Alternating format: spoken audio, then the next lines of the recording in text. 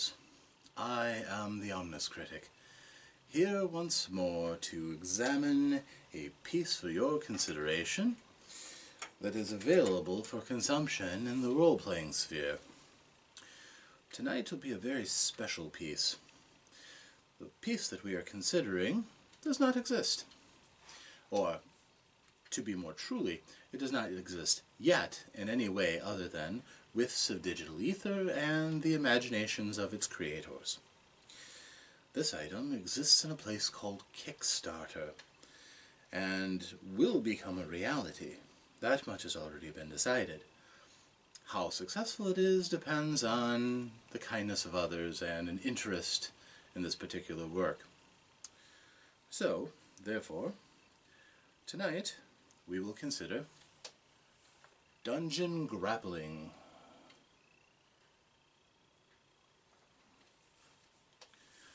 Dungeon Grappling is a work that's being kickstarted by a man named Douglas Cole, who I have had the privilege to speak to over the chat forum, and he seems to be a very well-intentioned man, intelligent, and very eager for his work to be embraced by others.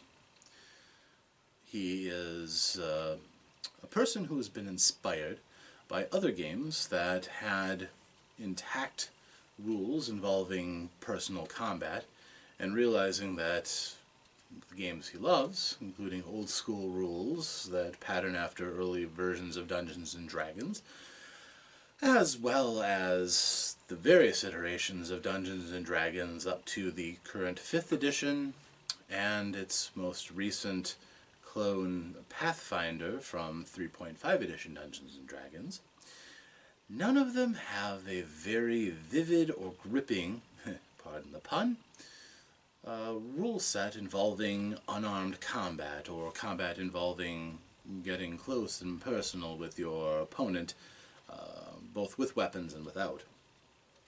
Of course, some creatures have the ability to constrict their foe, to cause grief to the heroes by attacking them with something simulating grappling. However, these rarely existed beyond some sort of conditional modifier and a certain amount of damage to be rolled and forgotten about, honestly. What has inspired him were stories from the earliest cultures of man, where tales of heroic deeds oftentimes came without use of weapons. Killing of enemies by ripping limbs off, and vanquishing enemies with nothing more than an improvised weapon certainly inspire the imagination, but they can't be replicated very easily in modern games. So, with his Dungeon Grappling, he sought to address this. Let us decide if he has been successful or not. Now, we will of course be judging this by my 4 criteria: aesthetics, writing, mechanics, and value.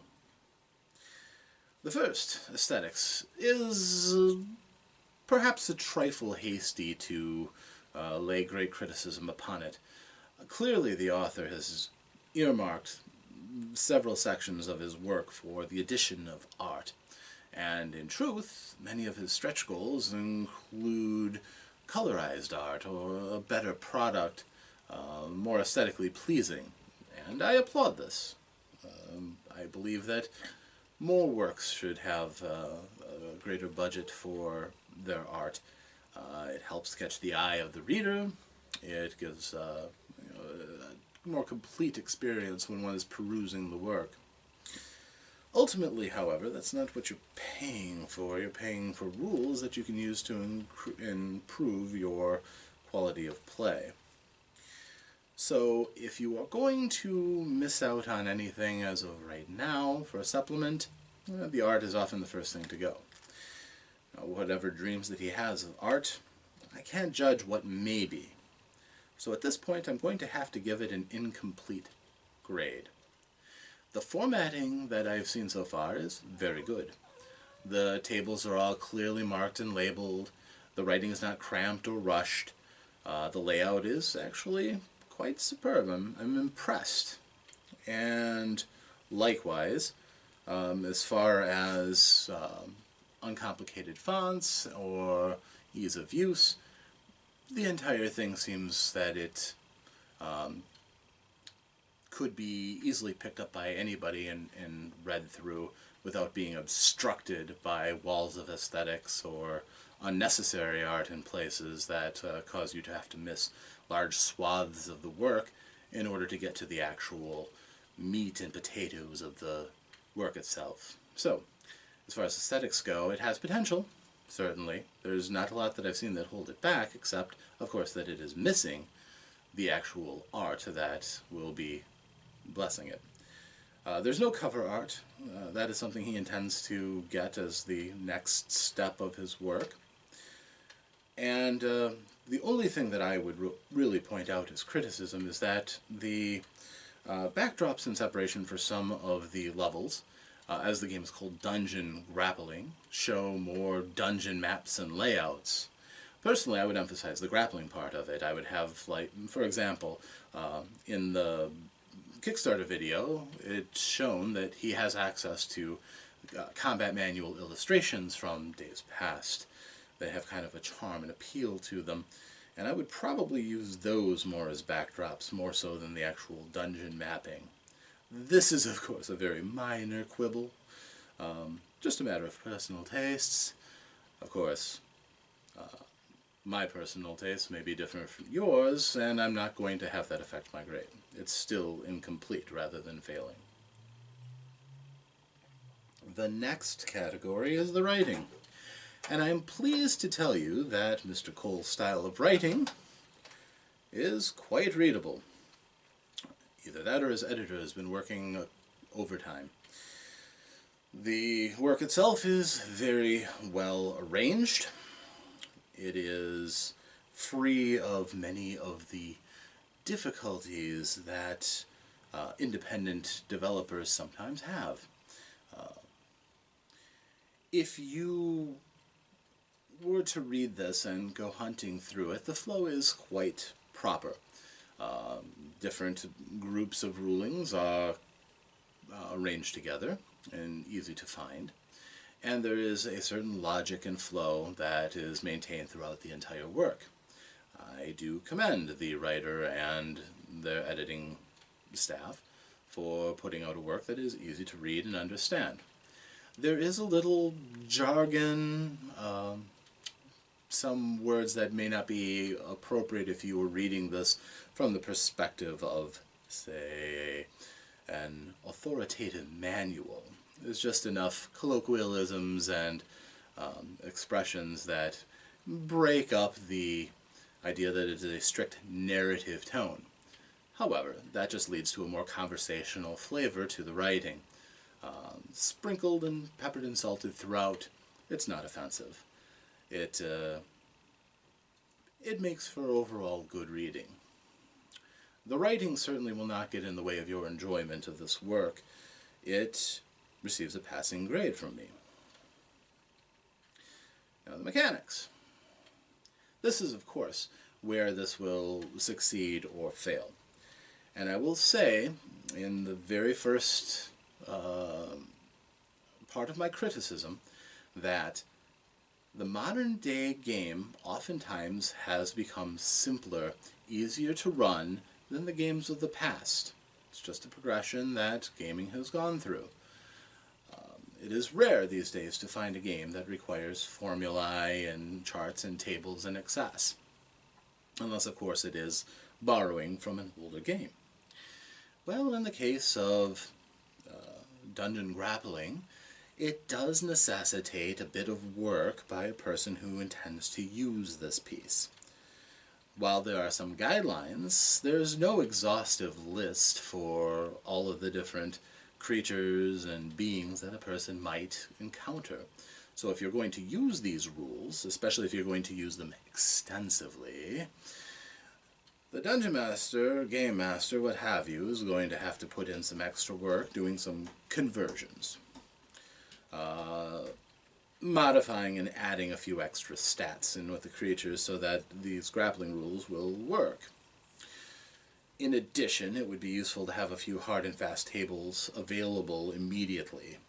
For instance, in the control part of the game, having rules to delineate the different stages of control that a person can put upon their opponent.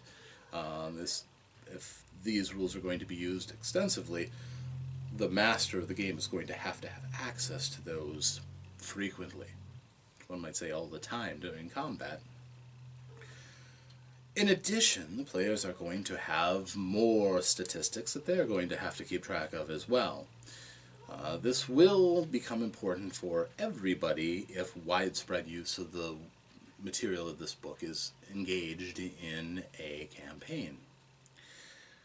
Now, as far as balance goes, well, one has to understand that in the standard adventure game, like Dungeons and Dragons, combat is very abstract by its very nature. The thought that somebody is going to get a chance, an opening in the engagement to strike their opponent, and then dutifully, on their turn, take the blow from their opponent, well, that's very contrived. It is nothing more than just a concession that we make for the expedience of applying rules to an otherwise chaotic situation such as combat. Now, whenever you try to bring more realism into the game, it's going to get more complicated. That certainly doesn't change with Dungeon Grappling, although, to be fair, the creators have certainly done everything they can so that the rules for grappling flow in with the rules for combat. In general, the mechanics stay roughly the same. It's just you have different target numbers, you have different statistics that are required to be used. And also, as far as balance goes, if you use these rules, the world is going to get much, much scarier for certain classes. And all classes will be in somewhat more peril if the Game Master uses these rules extensively. Of course, with usually monsters being large and challenging or coming in great numbers, the thought of being grappled and being unable to use one's natural defenses is a concerning thing. A fighter being swarmed over by goblins or kobolds so that he can't slash with his weapons, especially if his weapon is, say, a great two-handed sword, is a frightening thought. For a wizard, being grappled by a stronger opponent is a nightmare, and these are things that one would have to consider. It means primarily three things. It means that for martial characters, you have another weapon in your toolbox. But at the same time, you have to be mindful that something greater than yourself doesn't attempt to engage you and spoil whatever you have in mind. For the ones who don't primarily specialize in combat, you have to make sure that that front line holds. You have to be more engaged in the tactical part of combat, or you're going to find yourself overwhelmed. And finally, basic concepts that you take for granted, like being able to run away, go out the window when you become grappled. It's just a fact of how that all works. And with these rules, again, it may be more realistic. If you want that level of realism in your game, this can provide that. It's not for everybody, but anybody who enjoys the idea of being that superheroic character like Beowulf or Gilgamesh will find that these rules do allow you to use unarmed combat rather effectively in the sphere of a game of Dungeons and Dragons of some sort, or any of its variants. The rules do work for what they're intended for. One has to consider how these rules are going to work in their game. There are a variety of different levels of the rulings that are, of course, since this is a supplement, it's all optional. You can use the instant effects rules, for instance, to, say, simulate combat of a wrestling match at a county fair, for instance, quickly determining who is winning and assessing appropriate penalties to the person who is losing until finally a victor is determined. If you are using the more advanced rules, then the options for an experienced grappler grow dynamically. characters like monks, for example, become truly formidable foes, being able to simulate painful joint and pressure holds, choke holds, the ability to administer blows while an opponent is increasingly disabled. For some, this could be very exciting. I'm not going to deny it. Any attempt that I had seen before for inviting unarmed combat was usually fairly ham-fisted and not very satisfying. Unarmed combat strikes, punches in other words, for anybody other than a monk, again, the damage is so laughable that almost no one would consider doing it. This does give some bite to somebody who is skilled enough in martial experience that they have a new avenue open to them, and also a more realistic approach to monsters. For instance, if you would face a fire giant, say, a truly formidable foe, you, of course, would be excused for primarily worrying about that huge sword that he has in his hands. But wouldn't it be a bit more frightening if he also would reach out and grab you and pick you up and do whatever he wanted to you? It would scare me, especially if he's got a bad imagination. So, these rules do account for things like that, and they allow it. I will admit, a few of the decisions seem a little silly. For example, a human trying to grapple with a great, say, purple worm, something that has no limbs or extremities, that exists as a massive tube-like creature with a painful sting on one end and a seemingly enormous maw on the other that can take in a person whole. The idea of trying to grapple something like that seems fairly laughable. Of course, it's very, very, very difficult to do something of that sort. Of course it is. But the rules do allow it. Perhaps with piling on, or one great hero getting into the beast's jaw and wrenching it and breaking it. Well, something like that. If you want your character to have a shot at being that epic, that heroic, well, I'm happy to tell you that this does allow you to try to do things like that. Of course, you will fail as often as you succeed. The monsters do have the means of fighting back, and oftentimes it's not a fair fight. So, I will give the mechanics a passing grade. Again, understanding what you're getting into, more complication, a bit more work for the game master, and more stats to keep track of for the players, may make this a little less desirable for some people. But for those who like the idea of a more realistic and possibly a bit more dangerous and, honestly, a slightly more tactical approach to combat, having somebody who's not afraid to get in and grapple with an opponent may make a challenge completely different and add another avenue and dimension to your game. Now, as far as value goes, well, as I said, it is in Kickstarter. So, your cost for this item, if you enjoy the digital version, which after Mr. Cole is finished with it will look a little bit better than this rough draft that he was kind enough to forward to me, it will only set you back $5 for something that may add another dimension and could be very useful, depending on how you wish to use it.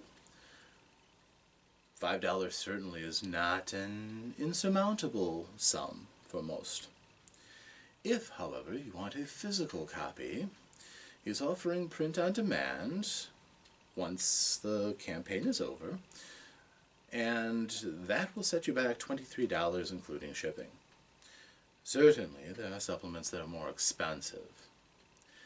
Now, as far as the value judgment goes, I will freely admit, as I believe that any critic who reviews something should, that I believe in what Mr. Cole is selling, and I have backed his Kickstarter. I want to see it succeed. I think it's actually a very good work and has a lot of potential.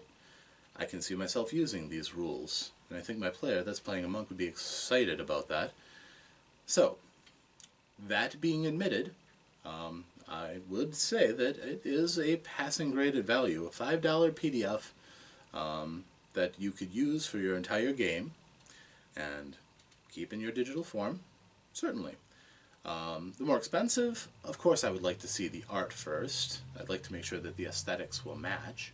But I can tell you right now, with complete rules and good writing and editing that I've already seen in good faith, I have to believe that it is a passing grade in value. So, in told, I do recommend Dungeon Grappling. I think that it could be an excellent product, but only if you understand what you're getting into. If you want to make your combats more dynamic or add an extra dimension to the abilities of what your players have, and also give your monsters a bit more bite, this is certainly an avenue that you could take. So, with that being said, I am the OmnusCritic, here with my latest review, and I hope that you've enjoyed it. If this sounds good to you, by all means consider it. If it does not sound like something you could use, well, you have your discretion. So, that being said, I bid you all safe travels.